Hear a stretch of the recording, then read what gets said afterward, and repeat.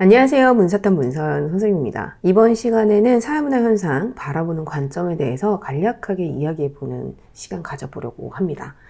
사회문화 현상은 인간의 가치가 개입된 현상이죠.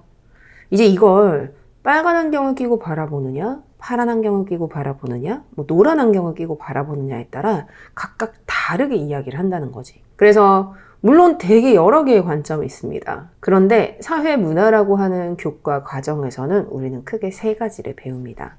즉, 사문현상을 어떻게 바라볼 건데 라고 했었을 때 이 사문현상, 거시적인 측면을 강조한다. 즉, 현상 자체를 중시하는 측면이라고 볼 수 있어요.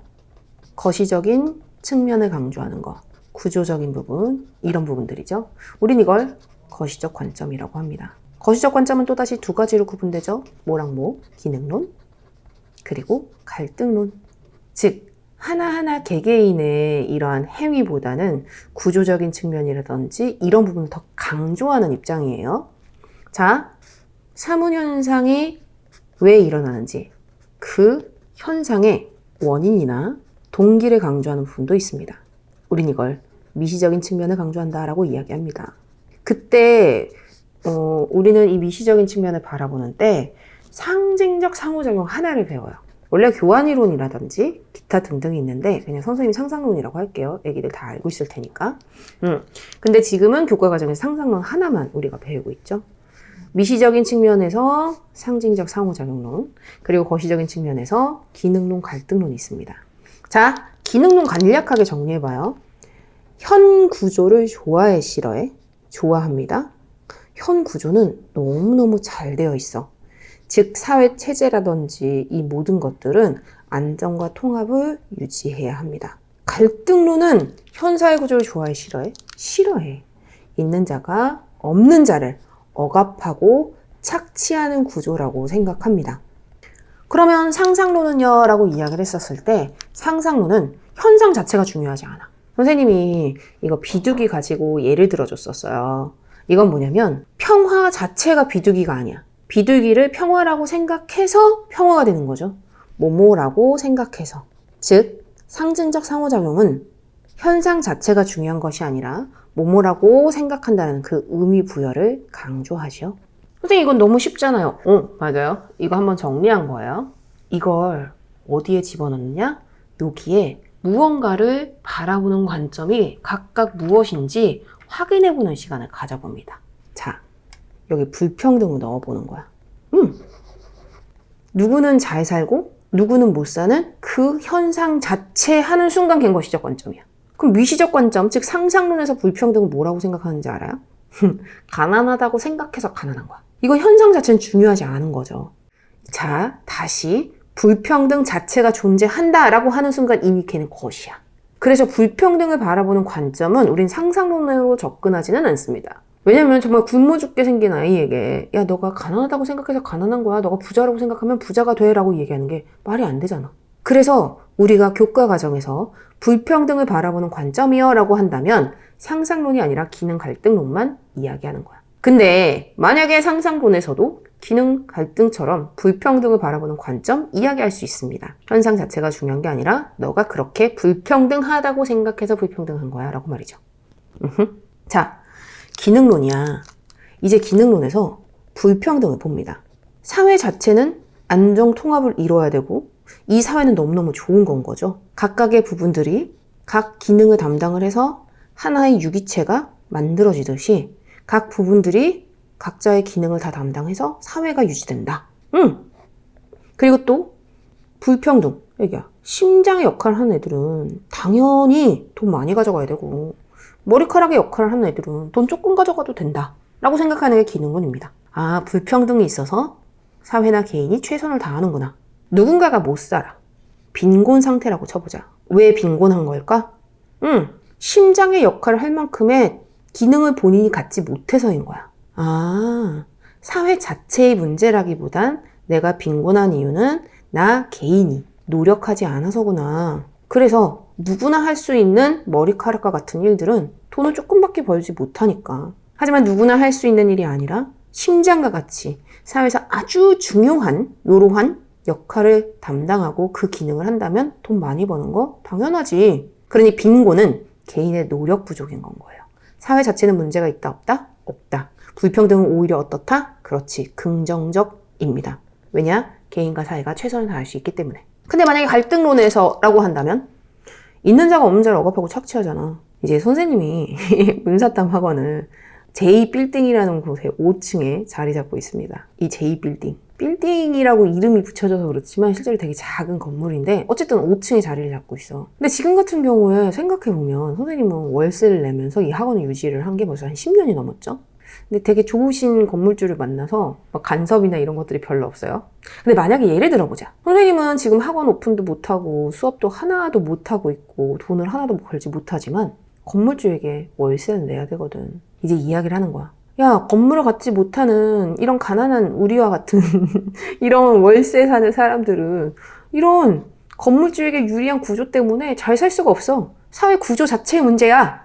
라고 얘기하는 겁니다. 이해하셨나요? 자, 여기에 불평등이 아니라 다른 걸 집어넣는다면? 여기 지워봐봐.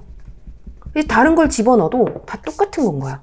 어떤 거? 이제 여기에 다른 걸 집어넣어 봅니다. 뭐냐면 이번엔 사회 문제? 그래. 예를 들어서 입시라고 해보자. 입시에서 뭐 부정 입학이라든지 이런 사회 문제가 발생을 했다고 쳐봐. 상상론입니다. 사회 문제? 문제라고 생각해서 문제야. 생각해보면 조선시대 때 이런 과거를 급제하기 위해서 뭐 부정부패 있었고 뭐 이런 거 엄청 심했었거든. 그때에 비하면 지금은 오히려 괜찮은 거지. 야, 문제라고 생각해서 문제야 라고 하면 얘는 상상론입니다. 사회문제 자체가 존재하는 거야. 현상 자체 존재합니다. 근데 대한민국 전체는 문제가 있어 없어? 없지. 대한민국 전체는 문제가 없는데 뭐가 문제야? 부분의 문제. 대한민국 전체 사회 구조 자체는 문제가 없는데 이런 입시 부정을 일으키는 개개인이 문제예요 라고 하면 기능론입니다. 즉 부분이 제 역할을 하지 못해서. 갈등론은요. 입시라고 하는 건 항상 있는 자들에게 유리한 구조, 이 특징을 가지게 되는 거야. 그러니까 당연히 갈등이 일어날 수밖에 없고 사회 문제가 일어날 수밖에 없는 건 거지 라고 보죠. 여기 이제 별의별 걸 다 넣을 수 있어. 자, 여기에 사회라는 걸 넣어보자. 사회가 있다고 생각해서 사회가 있는 거야. 사회 명목론이 그래서 상상론이랑 그래서 미시랑 연결되는 겁니다. 사회 자체가 존재하지 라고 하는 순간 얘는 실제론이 되지요. 거시적 관점. 사회 자체가 존재해. 근데 그 사회는 부분들이 기능을 해서 이렇게 하나의 생명체처럼 유지되는 거야. 라고 한다면 기능론. 있는 자가 없는 자를 억압하고 착취하는 구조 자체가 개인의 의지와 상관없이 독립적으로 존재하는 것이다. 라고 한다면 갈등론이 되는 거죠. 여기 별의별 걸 다 넣을 수 있어. 이해하셨나요? 자, 사회문화 현상을 바라보는 관점. 이제 이걸 가지고 선생님 기출의 힘 엑셀표로 질문받은 내용이었거든요.